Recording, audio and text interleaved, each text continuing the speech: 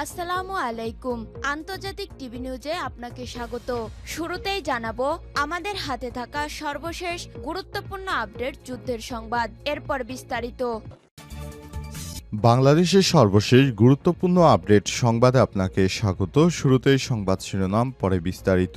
প্রথমেই জানাবো আমাদের হাতে থাকা সর্বশেষ গুরুত্বপূর্ণ সবথেকে তাজা আপডেট সংবাদ। 15 জন সেনা কর্মকর্তাকে আদালতে হাজির করার সিদ্ধান্তকে স্বাগত জানিয়েছে অ্যামনেস্টি। আওয়ামী লীগ সরকার আমলে গুম নির্যাতন সহ বিভিন্ন অভিযোগের বিচারের মুখোমুখি করতে সেনাবাহিনীর 15 কর্মকর্তাকে আদালতে হাজির করায় বাংলাদেশ কর্তৃপক্ষের সিদ্ধান্তকে স্বাগত জানিয়েছে লন্ডন ভিত্তিক আন্তর্জাতিক মানবাধিকার সংস্থা অ্যামনেস্টি ইন্টারন্যাশনাল। এরপর জানাবো এনসিপি নেতার অনৈতিক সম্পর্কের ভিডিও ও ছবি ফাঁস। এনসিপির মাদারীপুর জেলা সদস্য মিরাজুল ইসলামের বিরুদ্ধে মামলা বাণিজ্য, নারীদের কুপ্রস্তাব, পরকীয়া, পুলিশদের হয়রানি সহ অসংখ্য অভিযোগ উঠেছে। ইতিমধ্যে ফাঁস হয়েছে তার অনৈতিক কর্মকাণ্ডের অশ্লীল কথোপকথনের ভিডিও, কল রেকর্ড এবং ছবি। মিরাজুল এসব কর্মকাণ্ডে এতটাই বেপরোয়া হয়ে উঠেছিলেন, ক্ষুব্ধ হয়েছে এলাকাবাসী। তিনি উপজেলার শঙ্করদি গ্রামের ফার্নিচার পুলিশ মিস্ত্রি সিরাজ ব্যাপারীর ছেলে। এদিকে জেনেভা ক্যাম্পে দুই গ্রুপের ব্যাপক সংঘর্ষ, এক যুবক নিহত। রাজধানীর মোহাম্মদপুর জেনেভা ক্যাম্পে দুই গ্রুপের মধ্যে ব্যাপক সংঘর্ষে ককটেল বিস্ফোরণে যুবক নিহত হয়েছেন। যুবকের নাম জাহিদ। এবারে জানাবো শ্রমিকদের সুরক্ষায় আইএলওর 3 কনভেনশনে স্বাক্ষর করল সরকার। শ্রমিকদের সুরক্ষা এবং অধিকার নিশ্চিতে আন্তর্জাতিক শ্রম সংস্থা আইএলও 3টি গুরুত্বপূর্ণ কনভেনশনে স্বাক্ষর করেছে অন্তর্বর্তীকালীন সরকার। এবং সর্বশেষ জানাবো মিরপুরে আবাসিক এলাকাতে আরও কেমিক্যাল গুদামের সন্ধান পেল পুলিশের কর্মকর্তারা।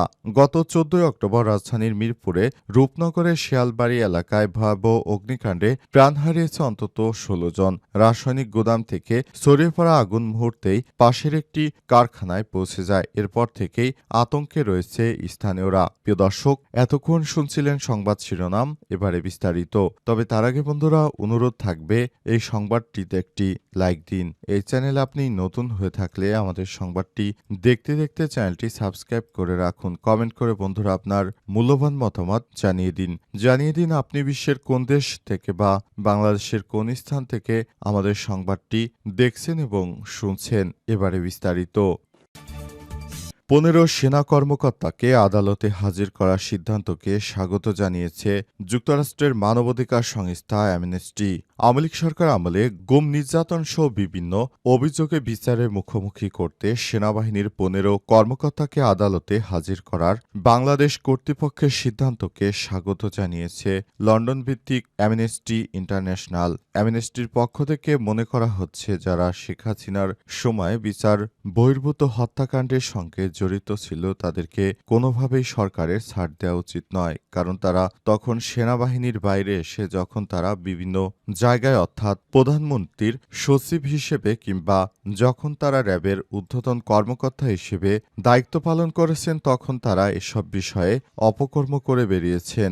তখন অনেক পরিবারের সঙ্গে তারা নানা রকম অপকর্ম করেছেন। এসব বিষয়গুলো সামনে এসেছে, এজন্য তাদেরকে কোনোভাবেই ছাড় দেওয়া উচিত নয়, এটাই মনে করে অ্যামনেস্টি ইন্টারন্যাশনাল। অ্যামনেস্টির পক্ষ থেকে ইতিমধ্যেই এই বিষয়গুলো নিশ্চিত করা হয়েছে। বলা হয়েছে, এসব কর্মকর্তাদের গ্রেপ্তার করার কারণে অন্তর্বর্তীকালীন সরকারকে স্বাগত জানায়। এর আগে র্যাবের কর্মকর্তা আলেপ উদ্দিন এমন এক জঘন্য নরপিশাচ ছিলেন, যিনি আসামির স্ত্রীর রোজা ভাঙিয়ে তারপর তার সঙ্গে শারীরিক সম্পর্ক করেছিলেন। এই বিষয়টি এতটাই জঘন্যতম অপরাধ যে সারা দেশ জুড়ে মানুষ তখন কান্না করে দিয়েছিল এসব অপরাধের কথা শুনে।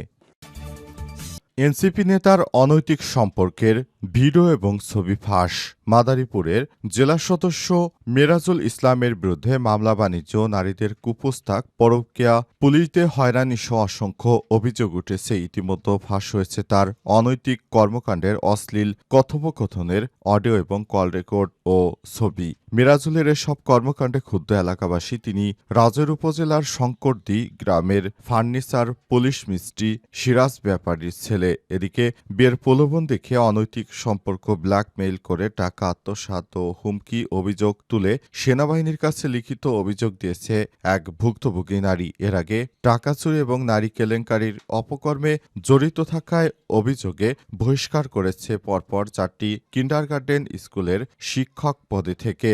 বর্তমানে এনসিপিতে যোগ দিয়ে চালাচ্ছেন অবৈধ বালু ব্যবসা সিন্ডিকেট। ফাঁস হওয়া 6 মিনিট 55 সেকেন্ডের ওই ভিডিও কল রেকর্ডে শোনা যায় এক নারীর সঙ্গে নিজের গড়ে তোলা অনৈতিক শারীরিক সম্পর্ক নিয়ে বিভিন্ন অশ্লীল কথা প্রকাশ করেন এনসিপি সদস্য মিরাজুল ইসলামের সময় অকথ্য ভাষায় গালিগালাজ করে ওই নারীকে কথা বলতে বাধ্য করেন এবং হুমকি দেন। এক পর্যায়ে সহ্য করতে না পেরে কলটি কেটে দেন ওই নারীর সঙ্গে তিনি শারীরিক সম্পর্ক করার জন্য তাকে চাপ দেওয়া হয়। অবস্থায় তিনি শারীরিক সম্পর্কে রাজি না হয় ওই মেয়েকে গালিগালাজ করতে থাকে এনসিপির ওই নেতা।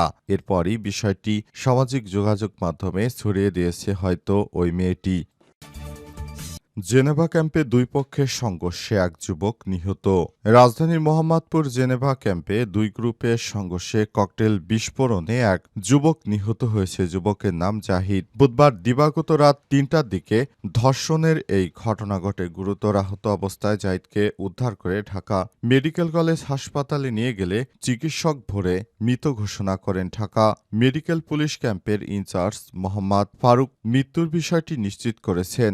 অন্তর্বর্তীকালীন সরকারের প্রধান উপদেষ্টা প্রফেসর ডক্টর মোহাম্মদ ইউনূসের সরকার ক্ষমতায় আসার পর রাজধানীর মোহাম্মদপুর এলাকায় বেশ কয়েকটি নাশকতার ঘটনা ঘটেছে।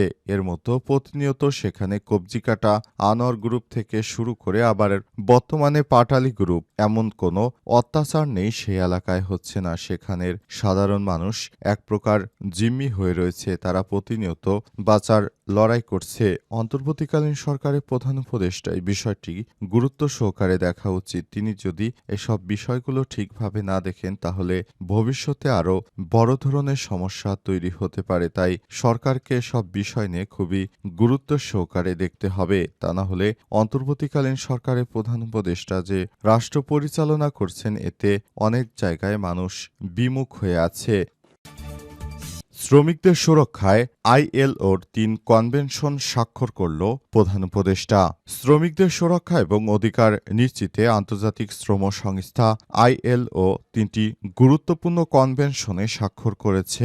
অন্তর্বর্তীকালীন সরকার উপলক্ষে প্রধান উপদেষ্টা প্রফেসর ডক্টর মোহাম্মদ ইউনূস একে বাংলাদেশের শ্রমজীবী মানুষের অধিকার আদায়ের ইতিহাসে এক স্মরণীয় দিন হিসেবে অভিহিত করেছে। আজ রাষ্ট্রীয় অতিথি ভবন যমুনায় প্রধান উপদেষ্টার উপস্থিতিতে শ্রম কর্মসংস্থান এবং নৌপরিবহন মন্ত্রণালয়ের উপদেষ্টা ব্রিগেডিয়ার জেনারেল অবসরপ্রাপ্ত ডক্টর এম সাকাত হোসেন অনুসমর্থন পত্রে স্বাক্ষর করেছেন। অনুষ্ঠানে আরও উপস্থিত ছিলেন প্রধান উপদেষ্টার আন্তর্জাতিক বিষয়ক বিশেষ দূত লুৎফে সিদ্দিক, প্রধান উপদেষ্টার কার্যালয়ের সচিব মোহাম্মদ মাহমুদুল হাসান খান, শ্রম কর্মসংস্থান মন্ত্রণালয়ের সচিব মোহাম্মদ আনোয়ার হোসেন ভূঁইয়া, বাংলাদেশ আইএলওর কান্ট্রি ডিরেক্টর ম্যাক্স টুনন সহ অন্যান্য কর্মকর্তারা। স্বাক্ষরিত কনভেনশনগুলো হল পেশাগত নিরাপত্তা ও স্বাস্থ্য বিষয়ক কনভেনশন 1981 নং 155, কর্মক্ষেত্রে নিরাপত্তার মান উন্নয়নের প্রচারণামূলক কাঠামো কনভেনশন 2006